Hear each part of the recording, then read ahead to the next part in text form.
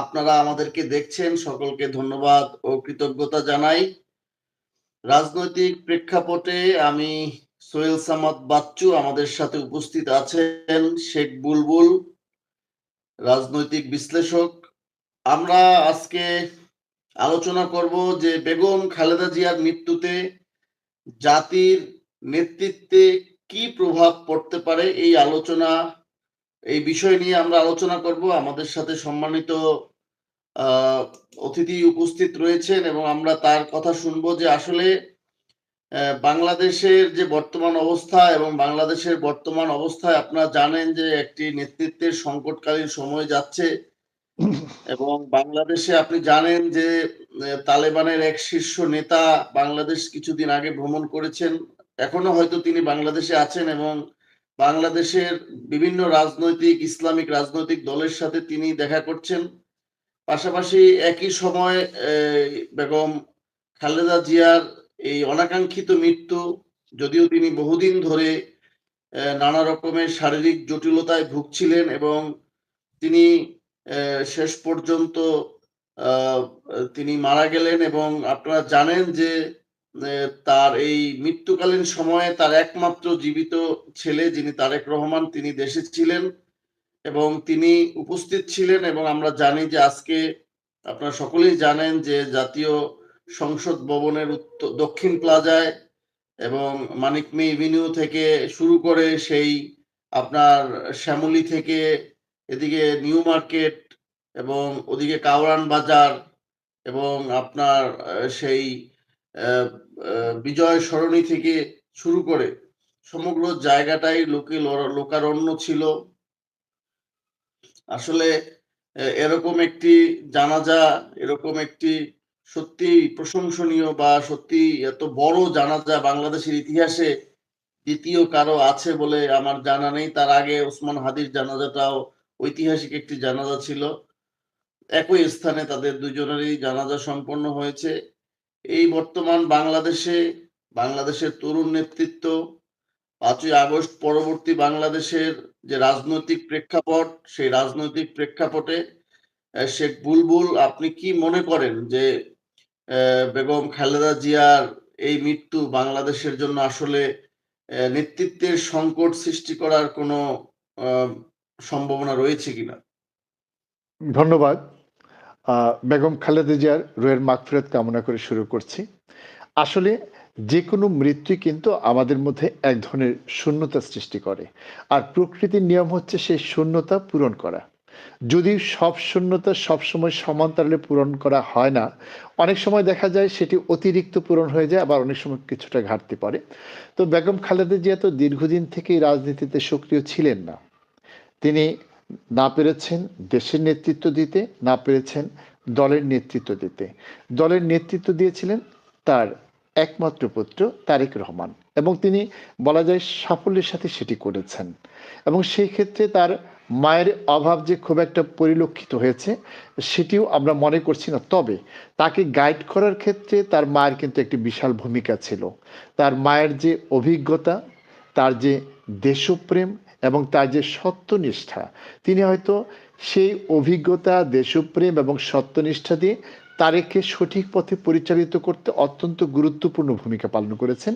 তার অবর্তমানে তারেক জিয়ার ক্ষেত্রে একটি সংকট সৃষ্টি হতে পারে, তিনি ভুল পথে চলে যেতে পারেন। আর দেশে আমরা যেটি বলেছি, তিনি তো দীর্ঘদিন ধরে না রাষ্ট্র পরিচালনা করছিলেন, না দল পরিচালনা করছিলেন। সেক্ষেত্রে আমরা কিছুটা তো ব্যালেন্সলেস অবস্থা তার দলেও দেখেছি, এবং সেই অবস্থাটা বিদ্যমান থাকবে। তিনি যদি সুস্থ হয়ে আমাদের মধ্যে ফিরে আসতেন, তাহলে তার যে শারীরিক কন্ডিশন, শারীরিক অবস্থা, তাতে কিন্তু তিনি আর মাঠ পর্যায়ে কাজ করতে পারতেন না, সেই সক্ষমতা তার ছিল না। এটা প্রকৃতির নিয়ম, এটা আমাদেরকে মেনে নিতে হবে।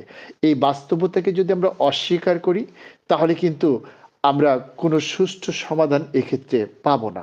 এই বাস্তবতা মেনে নিয়ে আমাদের বলতে হবে যে এখন নেতৃত্বের পথ সৃষ্টি হয়েছে, সেই পথ ধরে আমরা নেতৃত্বে যাতে সুষম বিকাশ ঘটাতে পারি এবং মানুষের নেতৃত্বের যে গুণ সেটাকে যাতে প্রপার ইউটিলাইজ করতে পারি, সেক্ষেত্রে আমাদের সহযোগিতার হাত বাড়িয়ে দিতে হবে। আর গতানুগতিকভাবে আমরা যদি বলি, তাহলে তো আমাদেরকে এটা বলতে হবে তার অবর্তমানে বাংলাদেশে ব্যাপক একটা নেতৃত্বের শূন্যতার সৃষ্টি হয়েছে, এটি কোনোভাবেই পূরণ করা সম্ভব নয়, এরকম অনেক কিছু বলতে পারি। কিন্তু প্রকৃতির নিয়ম এরকম নয়। প্রকৃতির নিয়ম হচ্ছে তিনি একটি জিনিসকে সরিয়ে দিয়ে সেখানে কিন্তু আরেকটি জিনিস প্রতিস্থাপন করেন। হয়তো যেটি বললাম কোয়ালিটির বেশ কম থাকতে পারে, তবে খালেদা জিয়ার মতো এরকম দেশাত্মবোধ সম্পন্ন নারী নেতৃত্ব, শুধু নারী নেতৃত্ব নয়, পুরুষ নেতৃত্ব ভবিষ্যতে আমরা পাবো কিনা তাতে কিন্তু যথেষ্ট সন্দেহ রয়েছে। কেননা কারণ এই ধরনের নেতৃত্বের গুণাবলী নিয়ে যারাই বিকশিত হওয়ার চেষ্টা করবে, চারিদিক থেকে সমস্ত অপশক্তি একত্র হয়ে তাকে ধ্বংস করে দেবে। এবং যেটি আমরা শরীফ ওসমান হাদির ক্ষেত্রে দেখেছি, তার মধ্যে যে সম্ভাবনা সৃষ্টি হয়েছিল, কোনো না কোনো পক্ষ থেকে তাকে কিন্তু স্তীমিত করে দেওয়া হয়েছে। এবং তিনি কিন্তু খুব বড় কোনো দলের নেতৃত্ব ছিলেন না।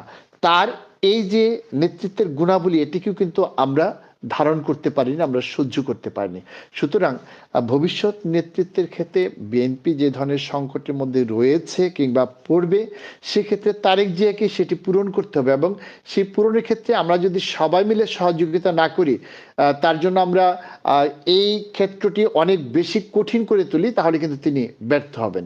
তো আমাদের দেশবাসী হিসাবে, দেশের মানুষ হিসেবে আমাদেরও কিন্তু দায়িত্ব রয়েছে, যারা আমাদের দেশকে সুন্দর করে গড়ে তুলতে পারবে, যারা আমাদেরকে যোগ্য নেতৃত্ব দিয়ে আমাদেরকে একটি ভালো অবস্থায় নিয়ে যেতে পারবে, সে ধরনের নেতৃত্বের বিকাশ এবং লালনের ক্ষেত্রে আমাদের যথাযথ দায়িত্বশীল ভূমিকা পালন করা। ধন্যবাদ। আচ্ছা, ধন্যবাদ। আচ্ছা, খালেদা জিয়ার এই শূন্যতায় বিএনপির মধ্যে কোনো ভাঙনের সৃষ্টি হতে পারে কিনা, বা তারেক রহমানের নেতৃত্ব কতটুকু বিএনপির উপরে কার্যকর হবে, নাকি সেখানে কোনো ব্যত্যয়ের সম্ভাবনা রয়েছে? ইতিমধ্যে জানেন যে বিএনপির পক্ষ থেকে অনেক আসনেই কিন্তু বিদ্রোহী প্রার্থী রয়েছে। বাংলাদেশের রাজনীতিতে কিন্তু এমন কথা প্রচলিত আছে যে বিএনপি নানা জায়গায় কিন্তু বিভিন্ন রকমের চাঁদাবাজি, বিভিন্ন রকমের অনৈতিক কর্মকাণ্ডের সাথেও কিছু সংশ্লিষ্টতার নিউজ বিভিন্ন সময় আমরা দেখি। বেগম খালেদা জিয়ার পরবর্তী যে বিএনপির রাজনীতি তারেক রহমানের হাত ধরে, সেখানে তারেক রহমান সাহেব কি আসলে বিএনপিকে সেই শক্ত হাতে একটি সঠিক গণতান্ত্রিক ধারাবাহিকতার পথে কতটুকু নিয়ে যেতে পারেন, বা আসলে কিভাবে কতটুকু সফলতা অর্জন তার হাত ধরে আসতে পারে বলে আপনি মনে করেন, বুলবুল ভাই? ধন্যবাদ। এখানে দুটো বিষয় কিন্তু আপাত দৃষ্টিতে পরস্পর সম্পর্কযুক্ত হলেও দুটি কিন্তু আসলে পৃথক বিষয়। একটি হচ্ছে চাঁদাবাজি বা দখলদারিত্ব, এটি হচ্ছে আমাদের রাজনৈতিক কালচার। এটি কেবল যে বিএনপির লোকজন করে তা না, যে সরকারে যায় তারাই কিন্তু এটি করে। এই স্ট্রাকচারটা হচ্ছে আমাদের রাষ্ট্রীয় কাঠামোর দুর্বলতা। এখানে আমরা যদি বলি যে তারেক রহমান প্রবল প্রতাপশালী ক্ষমতাধর নেতাও যদি হয়, তাহলে এটিকে নিয়ন্ত্রণ করা কিন্তু তার একার পক্ষে মোটেই সম্ভব হবে না, কারণ আমাদের এনভায়রনমেন্ট সেরকম নয়। আর নেতৃত্বের যে বিষয়টি আপনি বলছেন যে তারেক রহমান কি দলের ভাঙন প্রতিরোধ করতে পারবে কিনা, এই ঝুঁকিটা তো ছিল যখন শেখ হাসিনা ক্ষমতায় ছিলেন, তখন তখন কিন্তু নানানভাবে দলকে ভাঙার চেষ্টা করা হয়েছে। তারেক রহমান কিন্তু সেই ক্ষেত্রেই দলকে ঐক্যবদ্ধ রাখতে পেরেছেন। এটি হচ্ছে তার যোগ্যতার একটি দিক। আরেকটা দিকে আপনি লক্ষ্য করবেন যে বাংলাদেশ বলেন, ভারত বলেন, পাকিস্তান বলেন, এখানে কিন্তু একটি পারিবারিক প্রভাব থাকে। কারণ একটি পরিবারের উপর মানুষের এক ধরনের আস্থা গড়ে ওঠে, এক ধরনের বিশ্বাস গড়ে ওঠে। কেন? কারণ আমরা জেনেটিক্যালি যদি বিশ্বাস করি, আমরা জীববিজ্ঞানের যে প্রজনন তন্ত্র আছে, সেখানে হচ্ছে যে আহ, আহ, রক্তের একটা ব্যাপার থাকে, যে বংশানুক্রমিকভাবে মানুষের কিন্তু কিছু দোষ এবং গুণ এটি প্রবাহিত হয়। সেদিক থেকে বাংলাদেশের বা ভারতের বা পাকিস্তানের মানুষ যেটি করছেন, এটি কিন্তু আমরা একদিক থেকে বৈজ্ঞানিক ভিত্তি সম্পন্ন কাজ বলে মনে করি। যে ইন্দিরা গান্ধীর পরিবার কংগ্রেসকে যেভাবে সুসংগঠিত করে ধরে রেখেছিল এবং তারা যেভাবে ক্ষমতার পাদপীঠে ছিল, সেখান থেকে যখন সেই পরিবারের সদস্যরা একের পর এক হত্যাকাণ্ডের শিকার হওয়ার পর সেখানে সেই পরিবারের বাইরের মনমোহন সিংহকে প্রধানমন্ত্রী করা হলো, তখন থেকেই কিন্তু কংগ্রেসের ভাঙন শুরু হলো। আমরা বাংলাদেশেও দেখেছি যে এখানে শেখ মুজিবুরের মৃত্যুর পর যখন জোহরা তাজউদ্দিন কিংবা মিজানুর রহমান কিংবা মালেক উকিল তারা পৃথক পৃথক আওয়ামী লীগ গঠন করলো, অথবা আব্দুর রাজ্জাক বাকশাল নেতৃত্ব দিল, তখন কিন্তু তারা ঐক্যবদ্ধ হতে পারেনি।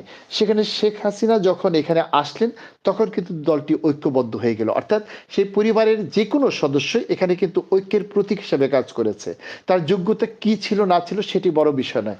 আমরা একইভাবে দেখেছি বিএনপিতে জিয়াউর রহমানের মৃত্যুর পর যখন আব্দুস সাত্তার এই দলের নেতৃত্ব নিলেন, তিনি অস্থায়ী প্রেসিডেন্ট থেকে শেষ পর্যন্ত নির্বাচিত প্রেসিডেন্ট হলেন, তখনই কিন্তু দলের মধ্যে একজন ভাঙন শুরু হয়েছিল। তার কাছ থেকে যখন হোসেন মোহাম্মদ এরশাদ ক্ষমতা নিয়ে নিলেন, তখন কিন্তু আমরা দেখেছি ডাক্তার মতিনের নেতৃত্বে এক গ্রুপ, এরকম কয়েকটা বিভাজন দেখেছি।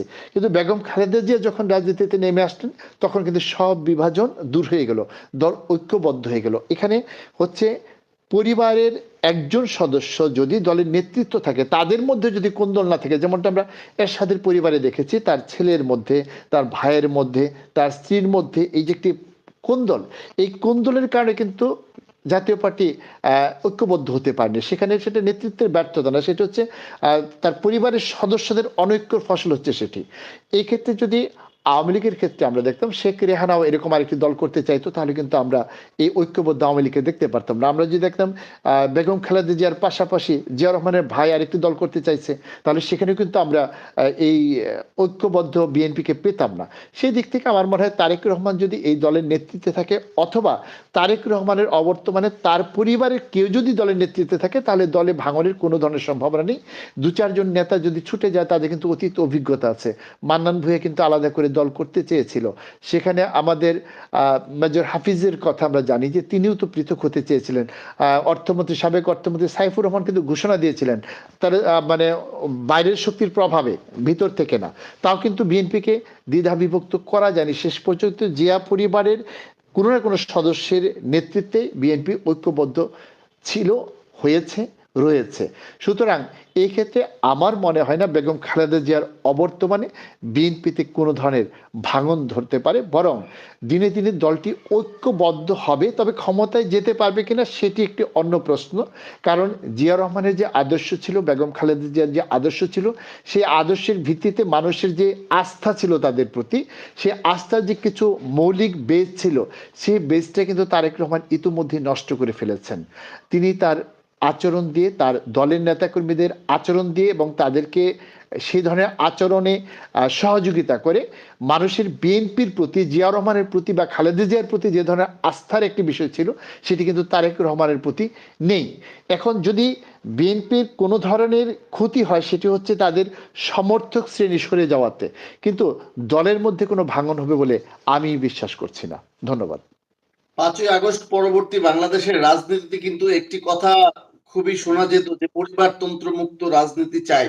আপনি জানেন যে বৈষম্য মুক্ত বাংলাদেশের কথা বলে যে জুলাইয়ের গণ অভ্যুত্থান, সেই গণ অভ্যুত্থানের একটা সময় কিন্তু পরিবারতন্ত্রের বিরুদ্ধে নানা রকমের কথা আমরা বিভিন্ন টিভিতে, টকশোতে এবং আমরা গণমাধ্যমে দেখেছি। এখন আবার আমরা সেই পূর্বের পরিবারতন্ত্রে যদি ফিরে যেতে চাই বা ফিরে যাওয়ার প্রক্রিয়া তৈরি হয়, সেক্ষেত্রে এই বিপ্লবীদের সাথে বিএনপির সাথে আসলে কোন রকমের ভবিষ্যতের দ্বন্দ্বের কোনো সম্ভাবনা দেখেন কিনা? ধন্যবাদ। আসলে মানুষের মূর্খতা কিন্তু বিভিন্ন ধরনের আছে। সব মূর্খতা যে লেখাপড়া করলেই যে মানুষ মূর্খ হবে না, বিষয়টা এরকম নয়। আর একটি দলের সবাই যে সেই ধরনের মূর্খতায় ভুগবে, বিষয়টা এরকম নয়।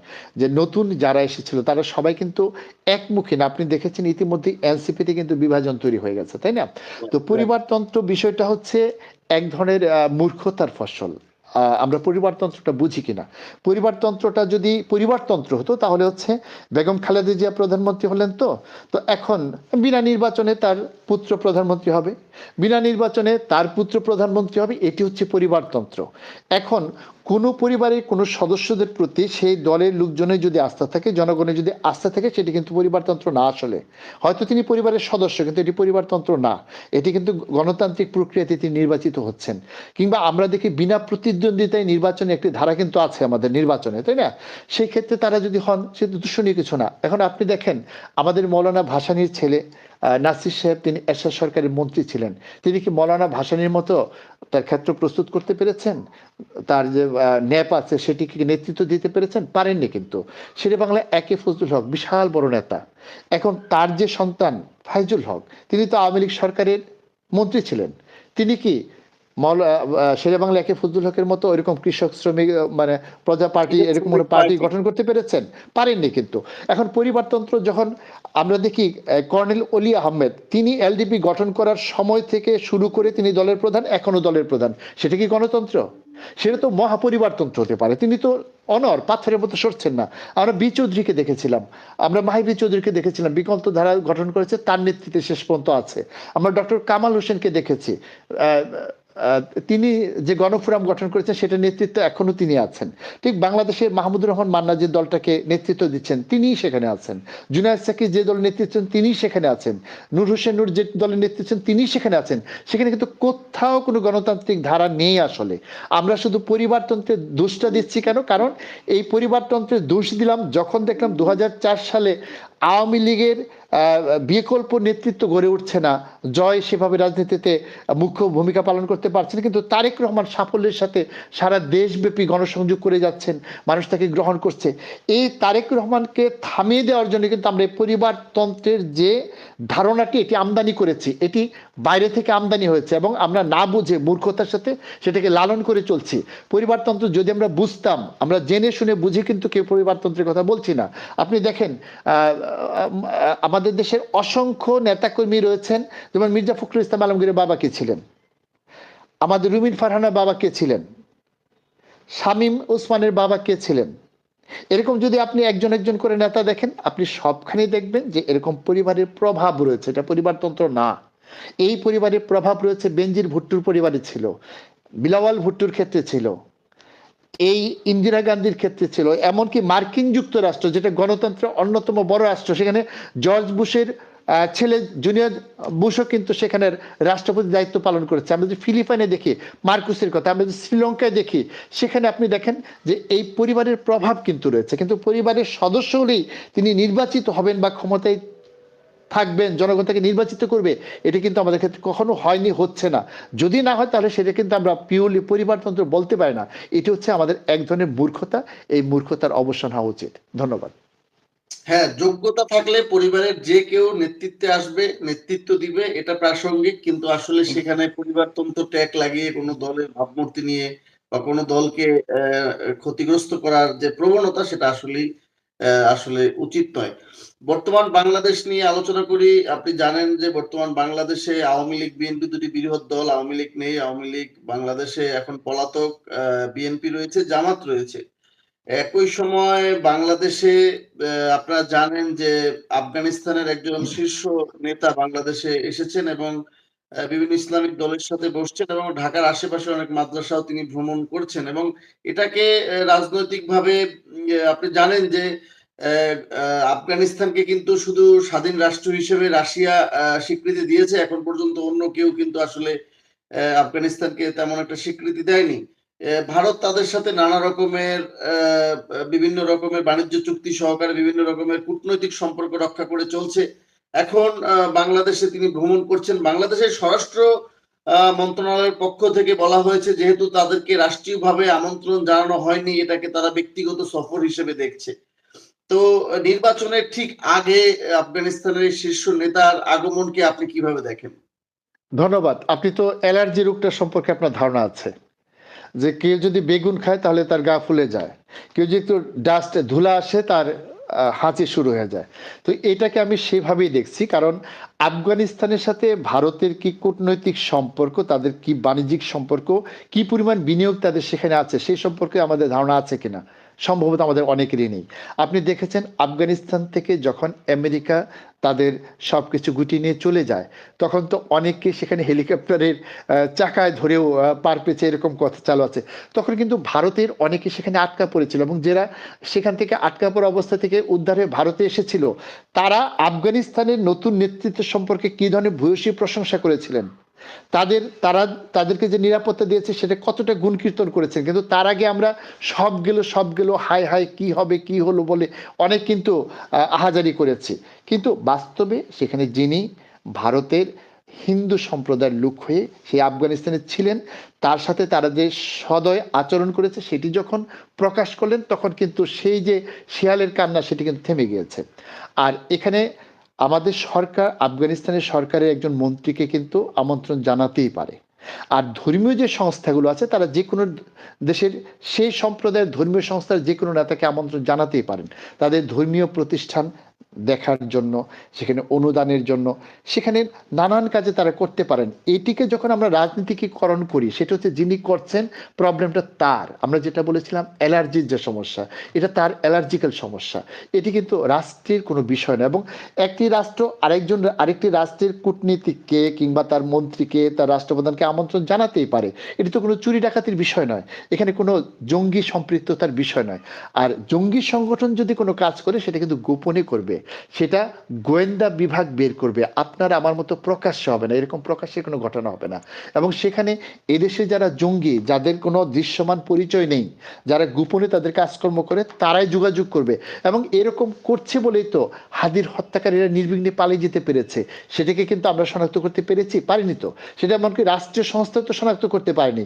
তো তালেবান সেই নেতা যদি এদেশে সেই রকম কোনো গোপন তৎপরতার জন্য আসতেন, তাহলে তার কোনো গুপ্ত সংগঠনের সাথে গোপনে কাজ করতেন, সেটা তো প্রকাশ্যে আসতো না। এই যে প্রকাশ্যে আসা এবং গোপনে কাজ করে, এই দুটোর পার্থক্য আমরা যারা বুঝতে না পারি, তারাই কিন্তু এরকম অ্যালার্জি, নিজের অ্যালার্জিটা সমাজে ছড়ানোর চেষ্টা করছে। এটি একজন হাস্যকর প্রচেষ্টা এবং তাদের ব্যর্থ প্রচেষ্টা বলে আমি মনে করছি। এবং এক্ষেত্রে কোনো গণমাধ্যম যাদের বিষয়ে কিন্তু যথেষ্ট অভিযোগ রয়েছে, তারা বিশেষ এজেন্ডা নিয়ে কাজ করে, তারা হয়তো কিছুটা সুরসুরি দিয়েছে। ধন্যবাদ।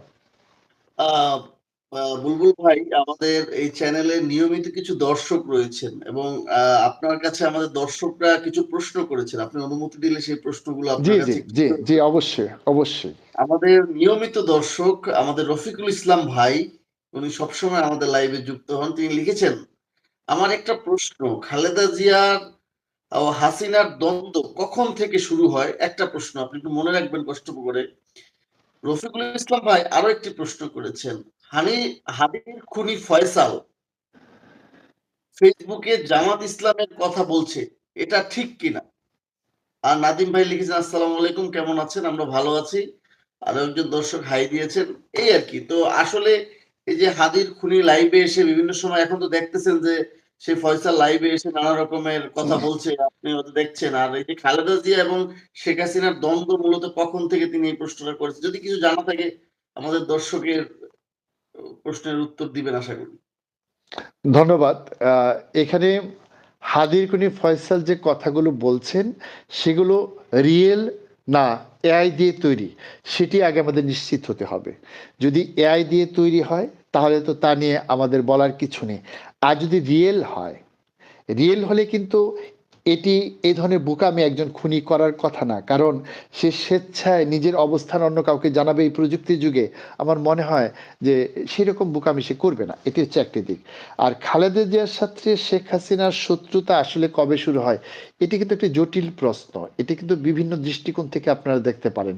আপনি দেখেন যে 111 সরকার যখন শেখ হাসিনা এবং খালেদা জিয়াকে অন্তরীণ করেছিলেন, খালেদা জিয়া কিন্তু শেখ হাসিনার জন্য বিবৃতি দিয়েছিলেন তো। তারা একে অপরের রান্না করে খাবার খাইয়েছেন। তাহলে শত্রুতা তো আসলে মূলত তাদের মধ্যে নয়। শত্রুতাটা হচ্ছে আসলে শেখ হাসিনাকে এই দেশে ভারত প্রবেশ করিয়েছে একটি বিশেষ মিশনের দায়িত্ব দিয়ে। এবং বলতে পারেন সেটাই হচ্ছে তাদের শত্রুতার শুরু।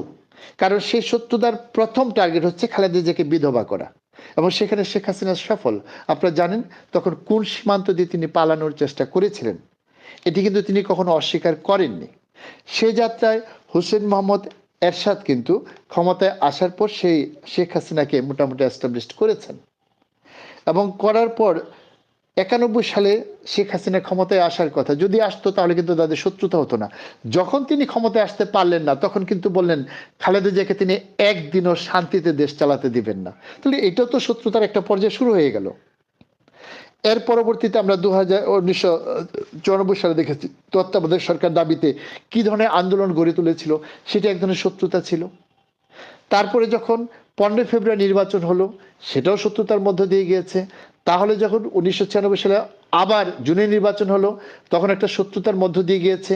আসলে প্রতিপক্ষ প্রতিদ্বন্দ্বিতার যে মেজাজটা আমাদের থাকে, আমাদের দেশে কিন্তু সেটি নেই। আমরা কিন্তু আমাদের প্রতিযোগীকে সবসময় শত্রুই মনে করি, প্রতিদ্বন্দ্বীকে সবসময় শত্রুই মনে করি। এটা আমাদের কালচার বা আমাদের মজ্জাগত বৈশিষ্ট্য। এটার দুটোর মধ্যে যে পার্থক্য আছে, সে চর্চা কিন্তু আমাদের মধ্যে নেই। আমরা এরপরে বিভিন্ন সময় দেখেছি যে তারা ঐক্যবদ্ধ হয়েছে। আপনার মনে আছে কিনা 1996 সালে যখন শেখ হাসিনা রাষ্ট্র ক্ষমতায় ছিলেন, তখন কিন্তু কোটালীপাড়ার বা ওরকম একটি বোমা হামলার বিষয় যখন খালেদা জিয়া দেখতে চেয়েছিলেন, তাকে কিন্তু রাস্তা আটকে দেওয়া হয়েছে এবং কি গুলিও করা হয়েছিল, এবং সেই পর্যায়ে প্রেসিডেন্ট শাহাবুদ্দিন কিন্তু তাকে নিরাপত্তা দিয়েছিল। সেটা তো এক ধরনের শত্রুতা। তারপরে যখন 2001 সালে বিএনপি ক্ষমতায় আসলো, সেই শত্রুতার ভিতর দিয়েই তো আসছে, তাদের মধ্যে তো কখনো বন্ধুত্ব ছিল না আসলে। তো এরকম শত্রুতার যে স্টেজগুলো, এগুলো আমরা দেখেছি এক এক সময় এক এক পর্যায়ে এক এক মাত্রায় গিয়েছে। শুধুমাত্র 111-এর সরকারের সময় তাদের সে শত্রুতার, যখন আপনারা দুজন ধরেন আমরা পরস্পর শত্রু, যখন আপনারা দুজন বিপদে পড়বেন তখন কিন্তু এক হয়ে যাবেন। এখন আমরা যেটা দেখতে পাচ্ছি যে বিএনপি আওয়ামী লীগ যেন অনেক ক্ষেত্রেই এক হয়ে যাচ্ছে। শেখ হাসিনা খালেদা জিয়ার মৃত্যুতে শোক বার্তা জানিয়েছে, সজীব ওয়াজেদ শোক বার্তা জানিয়েছে। এটিকে আমরা যদি শেখ হাসিনা ক্ষমতায় থাকতো তাহলে প্রত্যাশা করতে পারতাম? আমরা কি খালেদা জিয়াকে সুস্থ স্বাভাবিকভাবে হাসপাতাল থেকে বের করে এই জানাজার স্থান পর্যন্ত নিয়ে যেতে পারতাম? তাকে তো ফেনী পাঠিয়ে দেওয়া হতো, নতুবা দিনাজপুর পাঠিয়ে দেওয়া হতো, এবং কোথায় যে পাঠানো হতো সেটা আমরা এখন কল্পনাও করতে পারিনি। আমরা এটা দেখেছি ওই আপনার যুদ্ধাপরাধীর বিচারের নামে যাদেরকে দণ্ড দেওয়া হয়েছে তাদের লাশ কিভাবে অপসারণ করা হয়েছে, এবং শেষ পর্যন্ত দেলোয়ার হোসেন সাঈদীর ক্ষেত্রে কি করা হয়েছিল, কিরকম গোলাগুলি হয়েছিল সেদিন ভোরবেলায়, সেটা নিশ্চয়ই রাতের বেলায় কি পরিস্থিতি সৃষ্টি হয়েছে নিশ্চয় মনে আছে। এখনো কিন্তু খালেদা জিয়াকে নিয়ে সেই ঘটনাই ঘটতো, বিএনপির নেতাকর্মীরা ঢাকায় চলে আসতো, এরকম একটা সংঘর্ষের ঘটনা ঘটতো, তাদেরকে ছত্রভঙ্গ করা হতো, এবং আরো দু চারটা লাশ পড়লেও পড়তে পারতো। আল্লাহর অশেষ রহমত যে সেরকম ঘটনা আমাদের দেখতে হয়নি। ধন্যবাদ। আমাদের আহ, আহ, আমাদের হামিদা বেগম লিখেছেন আপনার কথাটি একেবারেই সত্য। নাদিম ভাই লিখেছেন নির্বাচনের ডেট পেছানো হয়েছে কিনা। আমাদের আরেকজন দর্শক এসটে বারাটা, আহ, এটা ভালোভাবে বুঝতে পারি না, উনি লিখছেন আমিও প্রশ্ন করলাম জবাব দেওয়ার সাহস নেই নাকি। ওনার প্রশ্নটা আমি পাই নাই, আমি পরে অনেক খোঁজাখুঁজি করলাম, ওনার প্রশ্নটা আমি পাই। রফিকুল ইসলাম ভাই না, আমরা লিখেছেন এত সাহসী না, কিন্তু প্রশ্নগুলো উত্তর দেওয়ার চেষ্টা করব। আমরা এত হ্যাঁ সাহসী হ্যাঁ না। যদি প্রশ্নটা করেন আমি উত্তর দিব। আপনি যে প্রশ্নটা করেছেন আমি সেটার উত্তর দেওয়ার চেষ্টা করেছি।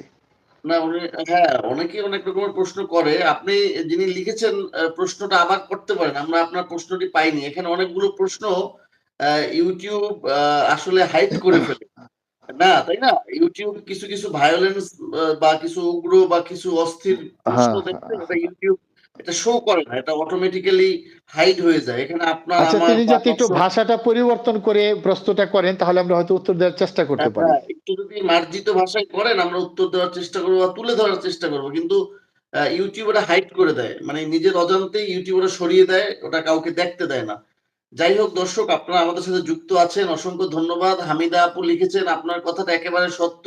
আর এসটে আহ, আহ, বেড়াটা, আপনি দয়া করে আপনার আহ, একটু দয়া করে আবার লিখবেন। সাহসের কোনো ব্যাপার না, সত্যি কথা বলা ঠিক। হামিদা আপা লিখেছেন, অসংখ্য ধন্যবাদ হামিদা আপা। বিষয়টা হচ্ছে যে আপনি প্রশ্ন করেন কিন্তু ভাষাটা একটু সুন্দর করে মার্জিত ভাবে লেখার চেষ্টা করেন, আমরা বুঝবো আপনি কি বলতে যাচ্ছেন। কিন্তু এইখানে আমাদের কোথাও আমাদের কমেন্ট এছাড়া বক্সে আরো আপনার, যদি কারো কোনো প্রশ্ন থাকে আমরা চেষ্টা করব উত্তর দেওয়ার জন্য, এবং যে দর্শক কোনো আপনারা যদি, প্রশ্ন। হ্যাঁ আপনারা এখানে আছেন, যদি আপনার আব্দুর রহমান লিখছেন হাই, আপনারা যদি কারো কোনো প্রশ্ন থাকে আমাদের কাছে করতে পারেন, আমাদের দর্শক সেটা উত্তর দেওয়া, আমাদের অতিথি সেটা উত্তর দেওয়ার চেষ্টা করবে। এবং আপনারা যে যেখান থেকে দেখছেন অবশ্যই আমাদের চ্যানেলটি কিন্তু সাবস্ক্রাইব করবেন, এই কারণে যে আমরা প্রতিদিনই কিন্তু আপনাদের সাথে বিভিন্ন রাজনৈতিক বিষয় নিয়ে আলোচনা করি, রাজনৈতিক প্রেক্ষাপটে, এবং আপনারা আমাদের সাথে যুক্ত থাকেন, এর জন্য আমরা আপনাদের কাছে কৃতজ্ঞ। দর্শক, আমরা চেষ্টা করব আপনাদের প্রশ্নের উত্তর দেওয়ার জন্য। আমাদের এক ভাই অভিযোগ করেছে, আমিও প্রশ্ন করেছি কিন্তু আমার প্রশ্নের উত্তর দেওয়ার সাহস নেই। বিষয়টা এরকম না, আপনি দয়া করে আবার প্রশ্ন করুন, আমাদের আমাদের আমাদের অতিথি সেটার উত্তর দেওয়ার চেষ্টা করবে। আমার একটা কথা বলতে চাই। হামিদা বেগম জি, আপনি বলেন। হামিদা বেগম আপনি বলেন, আপনি কি বলতে চান। আমাদের অতিথি আপনার কথা আর উত্তর দেওয়ার চেষ্টা করবে।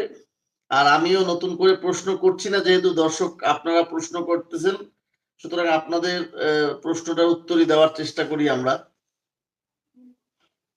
হামিদা আপা আপনি লিখেন কি প্রশ্ন করতে চান। নাদিম ভাই লিখেছেন যে নির্বাচনের ডেট কি পিছানো হয়েছে নাকি, এরকম কিছু জানেন বুলবুল ভাই আপনি? না না, নির্বাচনের ডেট এরকম কোনো তথ্য আমাদের কাছে নেই, যেহেতু নির্বাচনের মনোনয়নপত্র জমা দানের শেষ তারিখ ছিল 29শে ডিসেম্বর। সেই তারিখ তো এখন পর্যন্ত পিছানো হয়েছে বলে আমরা জানি না। যদি এরকম কোনো আপডেট আমাদের কাছে থাকে তাহলে আমরা জানিয়ে দেওয়ার চেষ্টা করব। ধন্যবাদ। নির্বাচনে গণভোট এবং আপনার প্রার্থীদের ভোট একই সাথে হবে, সেক্ষেত্রে গণভোট এবং এই যে ব্যালটে যে স্থানীয় এমপি নির্বাচনের ভোট, আসলে এই দুইটা মিলিয়ে জনগণের মধ্যে আসলে জিনিসটা কতটুকু সহজ হবে না কঠিন হবে, যেহেতু গণভোটের ক্ষেত্রে কিন্তু 4টি প্রশ্ন রয়েছে, সেই জায়গায় একটু বুলবুল ভাই আপনি একটু ক্লিয়ার করেন। আচ্ছা, ধন্যবাদ। এক্ষেত্রে আসলে আমাদের মধ্যে যে আশঙ্কাটা রয়েছে সেটি সম্ভবত থাকবে না। এই কারণে আপনি লক্ষ্য করুন যে যখনই নির্বাচন হয় তখন আমরা কিন্তু আগের সব অভিজ্ঞতা আমাদের জিরোতে চলে যায়।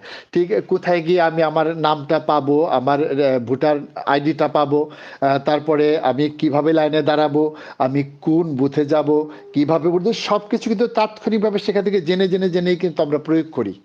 অনেকটা যদি কিছু না মনে করেন যে আমরা সাধারণত দেখা যায় যখন বছর শেষে আবার ঈদ আসে তখন ঈদের যে আপনার নিয়তটা সেটা অনেকেই ভুলে যায়। তখন কিন্তু ইমাম সাহেব আমাদেরকে জানিয়ে দেয় এবং শেষ পর্যন্ত বলে যে আপনারা বাংলায় বলবেন, মনে মনে বলবেন। তো এই ক্ষেত্রেও দেখা যাবে যে প্রয়োজনীয়তায় উদ্ভাবনের জনকের মতোই আমাদের সেই পরিস্থিতি আমাদেরকে নির্ধারণ করে দেবে। আমি আগের ভোটারের কাছ থেকে জেনে নেব, ভাই আপনি কিভাবে কি করেছেন, আপনার কিভাবে কি করেছেন, সেভাবে কিন্তু আমরা অভ্যস্ত হয়ে যাব এবং সেভাবে আমরা কাজ করব। তো আমার মনে হয় না যে প্রথম হয়তো 2, 4, 10, 20 মিনিট একটু সমস্যা হতে পারে, তখন একটু সময় লাগতে পারে, তখন যারা দায়িত্বে থাকবেন তারা এটা শিখিয়ে দেবেন। সেই শিখানো থেকেই আমরা গণশিক্ষণ যাকে বলি, যে একজনের কাছ থেকে আমরা আরেকজন শিখে কিন্তু দেব। আপনারা অনেকে হয়তো ইন্টারভিউ দেখেছেন, যে ইন্টারভিউ যখন ভাইবা দিতে যান তখন একজন প্রার্থী যখন বের হয়ে আসে তখন সবাই তাকে ঘিরে ধরেন, ভাই আপনাকে কি প্রশ্ন করেছে, কি কি বললো। এভাবে কিন্তু আমাদের একটা প্রাথমিক অভিজ্ঞতা হয়ে যায়। ঠিক নির্বাচনের ক্ষেত্রে আমাদের সেরকম একটি অভিজ্ঞতা হয়ে যাবে ইনশাল্লাহ। এটি কোনো বড় সমস্যা হবে না। ধন্যবাদ। এখানে 2টি প্রশ্ন জমেছে আপনার জন্য বুলবুল ভাই, সেটা হচ্ছে জি জি। আমাদের হামিদা আপা লিখেছেন যে খাদ্যদ্রব্যের দাম মানে দ্রব্যমূল্যের দাম বাড়ছে, দিনে দিনে বেড়েই চলেছে, আসলে এভাবে বাড়তে থাকলে আসলে পরিস্থিতি কি হবে। আর নাদিম ভাই লিখেছেন নির্বাচন তো সবার করার অধিকার আছে, তাই না? তাহলে আপনি একজনকে বাদ দিয়ে কিভাবে নির্বাচন করবেন? এটা তো আপনার বাদ মানে তাদের কার্যকলাপ তো আপনি বাদ দিতে পারেন না, নির্বাচন গ্রহণযোগ্য হবে না। তো বিষয়টা হচ্ছে নাদিম ভাই বুঝাতে চেয়েছে যে বাংলাদেশের যে আওয়ামী লীগ, সেই আওয়ামী লীগকে যদি আপনি নির্বাচন করতে না দেন, তাহলে বাংলাদেশের জনগণ যে আওয়ামী লীগকে প্রত্যাখ্যান করেছে সেটা আপনি কিভাবে বুঝবেন যদি জনগণের ম্যান্ডেট না পান? আর আমাদের পাশাপাশি রফিকুল ইসলাম ভাই লিখেছেন, আমি একটা ছবি দেখলাম খালেদা জিয়া শেখ হাসিনার রোশন এরশাদ, হোসেন মোহাম্মদ এরশাদ এক জায়গায় গল্প করছে, এটা দেখে আমার অনেক ভালো লেগেছে। যাই হোক, এটা ওনার ব্যক্তিগত কোনো প্রশ্ন নয়। তো আপনি আসলে আমাদের হালিমা বেগম এবং নাদিম ভাইয়ের প্রশ্নের কি উত্তর দিতে চাইবেন আসলে? দ্রব্যমূল্যের ঊর্ধ্বগতি এবং আচ্ছা, আমাকে যে একটি একটি করে প্রশ্ন করেন তাহলে আমার উত্তর দিতে আচ্ছা, সুবিধা হবে। হামিদা আপা লিখেছেন দ্রব্যমূল্যের ঊর্ধ্বগতি, দিন দিন দাম আরো বাড়ছে। এটা আসলে জনগণের কল্যাণের জন্য কি করা উচিত বা আসলে কি হবে, এটার ভবিষ্যৎ কি? ধন্যবাদ। কারণ এটি একটি বাস্তব সত্য যে দ্রব্যমূল্য নিয়ন্ত্রণ করার মতো কোনো মেকানিজম বা পলিসি এই সরকারের নেই। এই সরকার এক্ষেত্রে চরমভাবে ব্যর্থ হয়েছে। তারা বাই চান্স যখন আমাদের সিন্ডিকেটগুলো কোনো একটা পরিবর্তিত পরিস্থিতি কিছুটা স্তীমিত হয়ে পড়েছিল, কিংবা তারা অনেকটা বুঝে উঠতে পারছিল না তারা কিভাবে তাদের সিন্ডিকেটের কার্যক্রম চালাবে, তারা আবার যখন ওই বৈষম্যবিরোধী ছাত্র আন্দোলন ছাত্ররা সেখানে আক্রমণ চালাচ্ছিল, তখন আমি কারণ বাজারে একজন দোকানীকে শুনলাম যে পুলিশ তো সময় দেয়, ছাত্ররা কিন্তু সময় দেয় না। সেই আতঙ্কে কিন্তু তারা কিছুদিন সেই সিন্ডিকেটের যে কারসাজিগুলো সেগুলো থেকে বিরত ছিল। তখন আমরা কিছু কিছু ক্ষেত্রে দ্রব্যমূল্যের ক্ষেত্রে আমরা কিছুটা সুবিধা পেয়েছিলাম। সেটা কিন্তু সাময়িক ছিল পরিস্থিতির প্রেক্ষিতে, কিন্তু সরকার তার কোনো মেকানিজম দিয়ে, সরকার তার কোনো পলিসি দিয়ে, সরকার তার কোনো দক্ষতা বা তার যোগ্যতা দিয়ে কিন্তু দ্রব্যমূল্য কমাতে পারেনি এবং সম্ভবত পারবেও না। এবং এই জন্য আমাদের আসলে ভোগান্তি ছাড়া কিছুই করার নেই। আর সিন্ডিকেটের যারা ছিল তারা তো আবার নতুন রাজনৈতিক শক্তির ছায়াতলে গিয়ে শক্তিশালী হয়ে উঠেছে। তারা এখন আমাদের ঘাড় মটকে খাবে, এটাই স্বাভাবিক। আচ্ছা, আরেকটি প্রশ্ন ছিল নির্বাচনের ক্ষেত্রে। হ্যাঁ, নির্বাচনের ক্ষেত্রে তিনি যে কথাটি বলেছেন এটি মৌলিক প্রশ্ন, যে আমাদের প্রত্যেকটি নাগরিকেরই নির্বাচন করার অধিকার থাকা উচিত এবং প্রত্যেকটি নাগরিকে নির্বাচনে দাঁড়ানোরও অধিকার থাকা উচিত। দিনে দিনে কিন্তু এমন একটি সিস্টেম দাঁড় করানো হয়েছে যাতে করে আমি নির্বাচনে দাঁড়াতে না পারি। আপনি ধরুন, আমি যদি স্বতন্ত্র প্রার্থী হিসেবে নির্বাচন করি তাহলে আমাদের 1% ভোটারের সম্মতি নিয়ে আসতে হবে। সেখানে তারা তাদের ভোটার আইডি সহ সম্মতি প্রদান করবে। তাহলে নির্বাচনের মূলনীতি তো হচ্ছে গোপনীয়তা, তাই না? সেক্ষেত্রে তো গোপনীয়তা লঙ্ঘিত হচ্ছে, তখন কিন্তু আমরা কেউ প্রতিবাদ করি না। আমি যদি নির্বাচনে দাঁড়াতে চাই, আমার কেন এত ভোটারের সম্মতি লাগবে? আমি এককভাবে একক শক্তিতে নির্বাচন করতে চাই, আমাকে সেই সুযোগ রাষ্ট্রের দেওয়া উচিত। এইখানে হচ্ছে আমাদের মূল সমস্যা। তিনি যে কারণে প্রশ্নটি তুলেছেন সেটা হচ্ছে আওয়ামী লীগকে কেন নির্বাচনের বাইরে রেখে নির্বাচন করা হচ্ছে সেই জায়গায়। এটা কিন্তু তিনি তার নিজের স্বার্থ, নিজের দলীয় বা গোষ্ঠীর স্বার্থ থেকে করেছেন, কিন্তু একজন নাগরিকের যে মৌলিক সত্য, মৌলিক যে অধিকার, সেই অধিকার থেকে করেননি। সেই অধিকার থেকে কিন্তু অনেকভাবে আমাদেরকে বঞ্চিত করা হয়েছে। আমার যদি বিদ্যুৎ বিল বাকি থাকে, আমি যদি ঋণে খেলাপি হয়ে থাকি, ব্যাংকে আমার বিরুদ্ধে ব্যবস্থা নিবে না? বিদ্যুৎ বিভাগকে আমার বিরুদ্ধে ব্যবস্থা নিবে না? তারা তো তাদের ব্যবস্থা নিবেই। তাহলে সেই জন্য নির্বাচনে আমাকে কেন অযোগ্য ঘোষণা করা হবে? আমার যদি 3 বছরের দণ্ড হয়, আদালত আমাকে 3 বছরের অপরাধের জন্য 3 বছরের দণ্ড দিয়েছে, সেই জন্য আমি নির্বাচনে কেন অযোগ্য হব? আমি যদি একজন ডাকাত হই, আমার জনগণ যদি মনে করে এটা মিথ্যা মামলা, অথবা আমি ডাকাতি করলেও তাদের কল্যাণে কাজ করি, তাদের প্রতিনিধি হিসেবে কাজ করার যোগ্যতা আমার আছে, তারা ভোট দিয়ে প্রমাণ করবে আমি যোগ্য কি অযোগ্য। কিন্তু আমি ডাকাতি করেছি বলে, আমার সাজা হয়েছে বলে আপনি আমাকে সেই অধিকার থেকে বঞ্চিত করবেন কেন? আমি প্রশাসনে আমলা হিসেবে কাজ করেছি, সেই আমলা হিসেবে কাজ করার জন্য 3 বছর আমি নির্বাচন করতে পারবো না কেন? আমলা হিসেবে কাজ করতে গিয়ে যদি অনৈতিকভাবে আমি আমার এলাকার লোকদের কোনো সুবিধা দিয়ে থাকি, আপনি সেখানে প্রতিরোধ করুন, সেটার প্রতিকার করুন। সেটার প্রতিকার না করে আপনি অন্যায়ভাবে এলাকাবাসীকে সুবিধা দিব বলে আপনি আমার নির্বাচন করার অধিকার খর্ব করবেন। এই যে মানুষের মৌলিক যে অধিকার হরণ করা হয়েছে অতীতে ধাপে ধাপে, সেই ক্ষেত্রে কি আমরা কথা বলেছি? আওয়ামী লীগের ক্ষেত্রেও সেটাই, যে বিএনপিকে বাদ দিলে যদি একতরফা নির্বাচন হয়, তাহলে আওয়ামী লীগকে বাদ দিয়ে কিন্তু একতরফা নির্বাচনই হচ্ছে। তবে এখন কথা হচ্ছে যে আওয়ামী লীগকে যদি নির্বাচন করতে দেয়া হয়, কারা প্রার্থী হবেন? তারা কি জনসমক্ষে আসতে পারবেন? এটি করে তো মূলত আওয়ামী লীগকে একটি বেনিফিট দেওয়া হচ্ছে, যে দোষটা চলে গেল আওয়ামী লীগের বিরোধী শিবিরে, কিন্তু আওয়ামী লীগ বেঁচে গেল, তারা একটা মহা বিপর্যয় থেকে বেঁচে গেল। তারা যদি 3 নির্বাচন নিজেরা করে ক্ষমতায় থাকতে পারে, 1 নির্বাচন না হয় থাকলো না, কিন্তু তারা তো দুর্নামের ভাগিদার হলো না। তারা তো সরাসরি গণপিটুনির শিকার হলো না, জেলে যাওয়ার শিকার হলো না। তারা বরং নিজেদের একটা ক্রেডিট নিয়ে নিল যে আমাদেরকে নির্বাচন থেকে বঞ্চিত করা হয়েছে। এটা তো আওয়ামী লীগের জন্য আমি মনে করি খুব পজিটিভ দিক। হ্যাঁ, আর সরকার যেটি বলেছেন যে রাজনীতি আসলে কি, রাজনীতির আপনি কিছু ক্যাটাগরি ঠিক করেন। একজন রাজনীতি কর্মী কি করবে, জনকল্যাণে কি কি করবে? তারা কি চাঁদাবাজি করবে?